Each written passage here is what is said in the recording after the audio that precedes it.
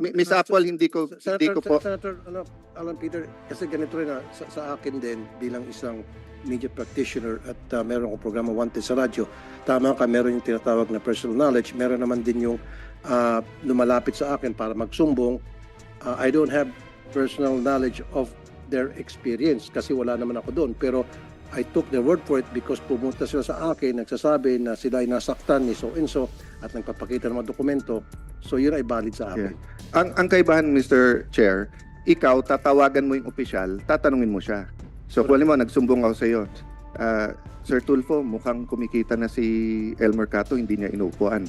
Tatawagan niyo po siya. Kung mukhang guilty, didiinan niyo po siya. Pag hindi, hindi.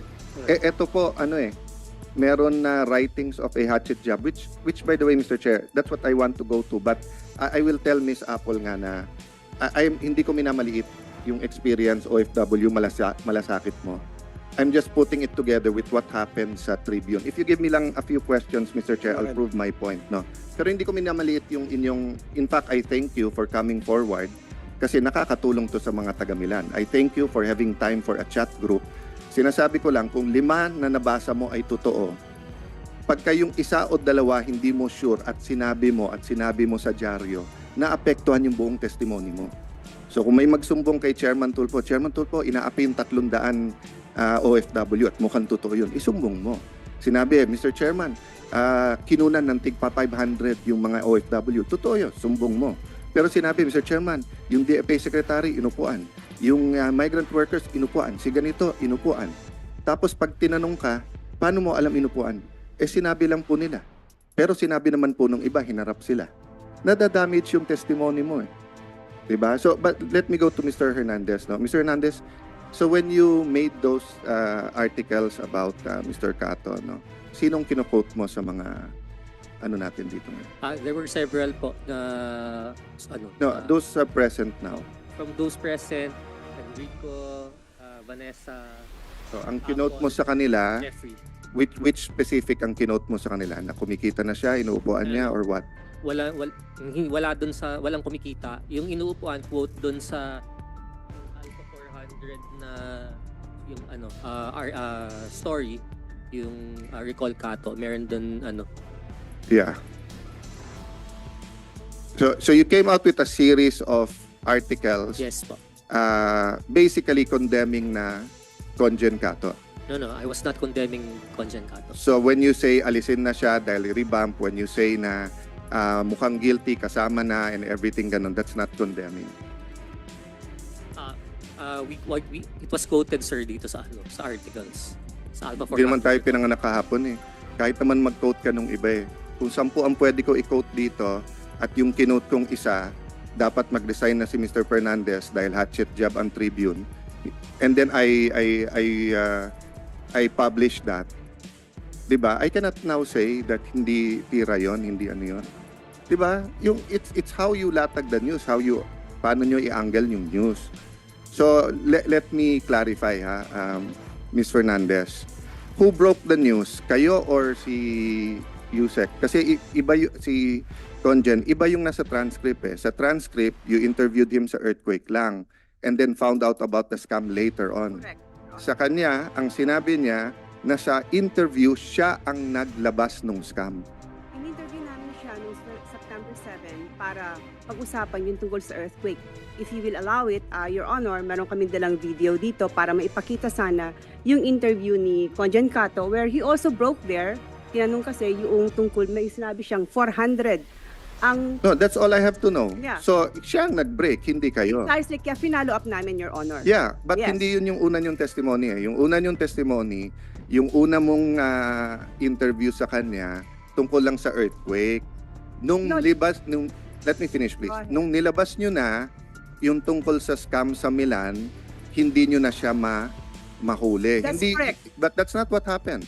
What happened was, in your first interview, siya ang naglabas na meron, and then off the air, sinabi niya sa iyo, ma'am, pasensya na ha, hindi ko mabibigay yung details kasi under investigation to. Hindi ba yun ang nangyari talaga? Your Honor, if you will allow me, we have they subpoenaed No, the documents. I don't need that eh, because you already admitted eh. ang tanong ko lang naman is, in your first interview, did he already bring up the scam or not? You already said he brought it up. He did, but I did not interview him. It's Alan and Mr. John Yes. Dodson. Yes. So he was the one who broke He it. brought it, yes. He Yes. brought it out. That's why they came out. Okay. Kaya sila lumabas. Dahil nakita nila si Conjan Cato na nandun sa usapang OFW, so nakipag-contact sa amin yung mga nabiktima, and that's how we started it. And then we tried to call Conjan Cato para sagutin nga ito at i-endorse yung mga complaint. Ayaw niya magsalita. So that's the story, Your Honor. No, that's your story. That's the No, real that's- story, Your No, Honor. that's one side of the story. No, That's Your your Honor, story. that's the real story. You know, kahit magpalakasan tayo ng boses dito, it will be No, the... I warn you, you don't have the right to raise your voice in this hearing. You don't have the right. Apologies, Your Honor. You're used to Chairman. that kasi. Kayo ni... Can Mr. Fernandez No, also take the seat? Mga resource person, wala kayong karapatan na magtaas ng boses dito. Okay? Ang pwede na magtaas ng boses siguro yung nagtatanong sa inyo, pero kayo hindi pwede. Okay? Mr. Chairman, I will also moderate my voice so that I will be respectful. That's why I premise my question, my concern. If this was a PR demolition job, then dapat nag-react ang DFA. If this was a legitimate, dapat siya kinasuhan. And I already asked, they cleared him. So may I ask that Mr. Willie Fernandez, who was also invited, also take the seat, and if he has already taken the oath, Mr. Chair, may questions din lang ako. Ay, ma'am, pwedeng sabay na lang po. Sige, Comsec, nag-vote na ba? Si Mr. Tapos na, Senator Yeah. Alan. So let's clear the facts, ha? So, in-interview nyo si Mr. Cato at kaibigan nyo siya, correct? That's true, Oo. Your Honor. Mr. Fernandez, would you like to... Happy Valentine's? Valentine, Your Honor. Yeah. So, kaibigan nyo rin po si Mr. Elmer Cato? Yes, sir. Okay. So, nung in-interview nyo, everything was well, siya po ang nag-reveal na meron scam. Tama ho yan. Tama. Okay. Kaya muna po, hindi po ako nag-interview. Yes po. Tribune po. Yung program po ng Tribune. Okay. So, going back to Mr. Hernandez and the writers who wrote and nag-banner about him. Sa isang tao na uupuan niya yung scam, before nyo in-interview, humingi na siya ng abogado.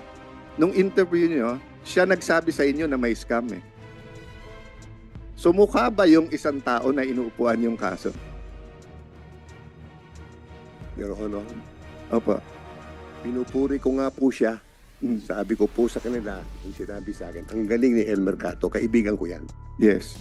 Ngayon po, nung subsequent, nakita ko kasi ng mga so-called victims, no? With quotation mark. Yung interview kay Conjan Cato, naglabasan po sila. Kasi si Conjan Cato, mahal ko yan. In the same manner that, magkakasama tayo eh. You see? I really miss the good days, Your Honor. Di ba? Naglabasan po yung mga tao. Anong gagawin po namin? Yeah. Sige, let's sir. No, At let's isang go araw through po- that. Let's go through that, Oo. Mr. Fernandez. So, okay yon. So, because of what he said, naglabasan. Opo. So, dahil you're a legitimate news organization, you have to interview them. Yes, Diba? sir. Okay. Now, when you interviewed them, hindi ba dapat, kung may allegation sila against Mr. Cato, i-interviewin nyo naman siya? Yes, sir. Okay. Ginawa po yan, sir. No. I'll ask muna the question, sir. Ha? So, dapat in-interview siya. Di ba? Okay. Pero hindi ba nauna yung banner painting him as in the pockets of bago niya hiningan siya ng comment. I don't think so, sir. So, Because nung hindi po siya makontak si Elmer Cato. sino yung unang banner? Di ba unang- Sino sumulat na? Sulat po si Alan at saka Oh, si... Alan. at saka si- Kailan mo siya hiningan ng comment? Sorry, Mr. Chairman, I just want to shortcut to get to the bottom of it. Just to prove either of the two. To prove that this was a legitimate breaking story, that they had all the right as press, or that this was a hatchet job. Okay, if I may interject. Hindi po pwedeng- Excuse me, Senator Alan, ako po'y manunulat din at broadcast at the same time. Tama kayo, bago kayo gumawa ng expose, dapat tinatawagan nyo muna yung gagawin nyo na, excuse me sir, excuse me. Dapat tatawagan nyo muna yung gagawin nyo na expose para doon sa pagsusulat nyo, nakabalas na. At doon, bahala na yung readers kung sinong paniniwalaan. Ang nangyari kasi, I myself have been a victim of that several times. Na in-expose muna, tapos saka kung mag-react, kumalat na the damage has been done. So, sa lahat ng taga-media dito, kung may mga kapanood ng mga taga-media, dapat make it a practice na before you do an expose on somebody, make sure makuha niyo yung side ng gagawin niyo na expose para masabi niya yung side niya and then sabay niyo isusulat yon. Kasi ang nangyari, expose lang sa isang tao, todo ba na sa kanya, and then get the side later, which is wrong. That's a wrong practice sa pagka-media. I've been a media practitioner for 25 years and I always do that. Never kung banat ako ng banat tapos saka lulusog. Thank you for that, Mr. Chairman. And siguro, we can take judicial notice that that's part of the ethics talaga ng ating journalist, di ba? Whether sa broadcast or sa Print. that yung pagbabalanse ng story, hindi pwedeng banat muna and then humingi ka after. Dapat sabay. Secondly, how you angle the story, of course, is up to you. Press freedom yan. But it could also be used, diba, to send the wrong message kung PR ang gagawin natin. Diba? But that's a second point. So, Mr. Alan Hernandez, let's clarify the facts before we go to your... Mr. Fernandez, tama ho ba kayo ang editor-in-chief o presidente? Anong position niyo ho sa Tribune ngayon? Ako po ang publisher. Ikaw ang publisher. Sige, I'll go back to that later on. Mr. Hernandez, so when did you break that first story?